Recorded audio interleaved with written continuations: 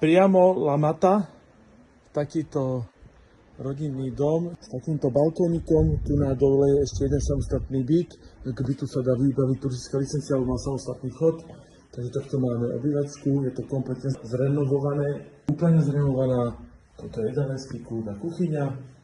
Vzadu máme patio, cena tejto nehnuteľnosti je 320 000 eur. To je posedenie, vonkajšie a ešte k tomu časť tejto záhrady.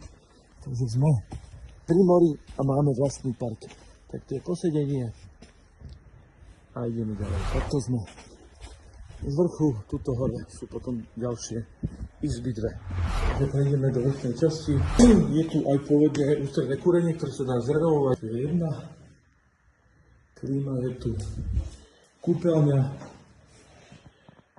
so sprchou a druhá spálňa s tým, že máme tu ten výhľad. A ideme dole do spodnej časti, ktorá je zrekonštruovaná garáž a dá sa prenajímať v lete 120-150 eur za noc bez problémov, pretože takto sa ide k moru. Toto sa dá spraviť ako samostatný vchod. Je to taká garzónka, nemá to okna samozrejme, ale dvaja ľudia bez problémov. Veľmi pekne porobené. Veľmi zaujímavá investičná príležitosť aj na prenájom, dve bytové jednotky. Cena 320 000.